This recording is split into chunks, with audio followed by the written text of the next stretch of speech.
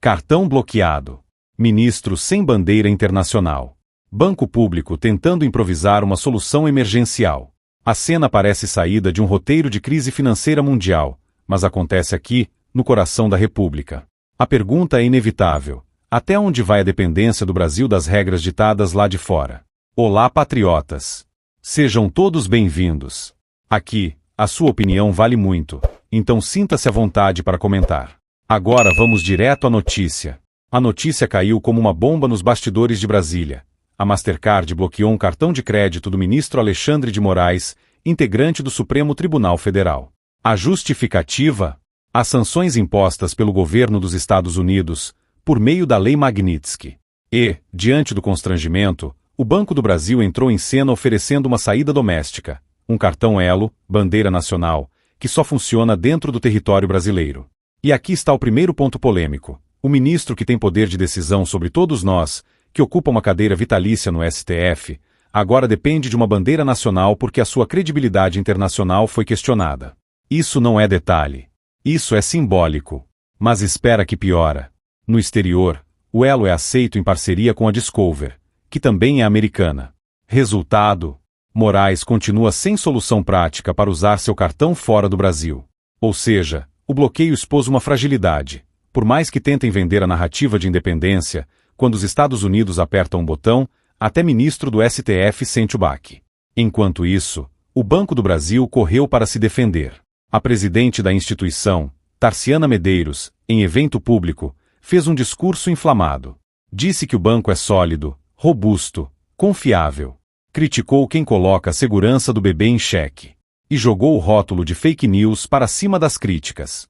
Mas a pergunta que ecoa nos bastidores é: se o bloqueio foi confirmado, como acusar de mentira aqueles que noticiam? É aqui que a realidade e a narrativa oficial entram em choque. E essa parte poucos comentam. O Banco do Brasil tem operações internacionais, inclusive nos Estados Unidos. A pergunta que circula no mercado financeiro é direta. Se o órgão americano OFAC determinar que o bebê encerre a conta de um sancionado, o banco vai obedecer ao Tesouro dos Estados Unidos ou ao Supremo Tribunal Federal. Situação inédita, complexa e insolúvel, como definiu um interlocutor do setor bancário. Mas por que essa situação incomoda tanto?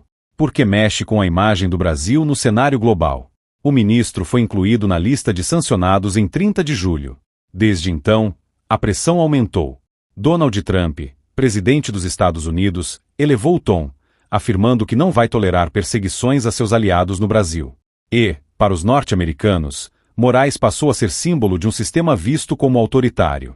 Aqui dentro, a resposta foi tentar minimizar. O ministro Flávio Dino, colega de Moraes no STF, deu uma decisão afirmando que ordens estrangeiras não têm validade automática no Brasil. Traduzindo, uma tentativa de blindagem. Mas isso gerou pânico nos bancos. Afinal, instituições financeiras não vivem em bolhas nacionais. Elas funcionam conectadas, interligadas, dependentes do sistema global. O que o cidadão comum talvez não perceba é o impacto silencioso que isso gera. Não estamos falando de um cartão bloqueado qualquer. Estamos falando de sinais enviados para investidores, para mercados e para governos. A imagem de um país onde o ministro do STF não consegue sequer manter um cartão internacional sem interferência externa levanta dúvidas sobre soberania. E tem mais.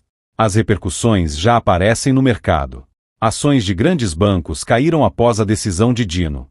Itaú, Bradesco, BTG, todos em alerta.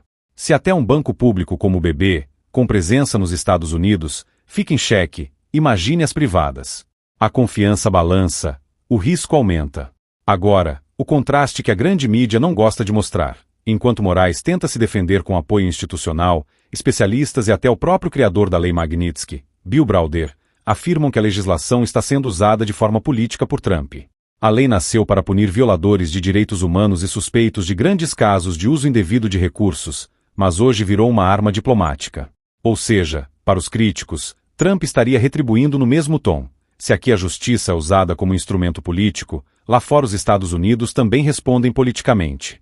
E aqui surge a ironia. Um ministro acostumado a impor medidas duras contra cidadãos, agora provando do gosto amargo daquilo que tanto defende, decisões que impactam diretamente na vida de alguém, sem possibilidade de recorrer a outra instância. Mas o dilema vai além de Moraes. O que acontece quando bancos brasileiros recebem ordens internacionais? Obedecem ao Brasil ou aos Estados Unidos? Essa é a pergunta que ainda não tem resposta. E vamos além. Se a OFAC, órgão do Tesouro americano, manda bloquear ativos, o BB vai enfrentar os Estados Unidos para defender Moraes? Ou vai ceder, colocando em risco sua reputação interna? E essa parte, meus amigos, vai muito além de um cartão de crédito.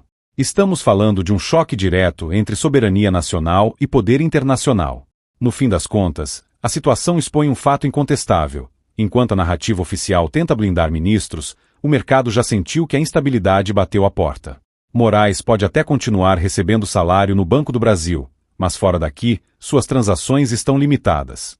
É um choque de realidades. Dentro do Brasil, discursos inflamados.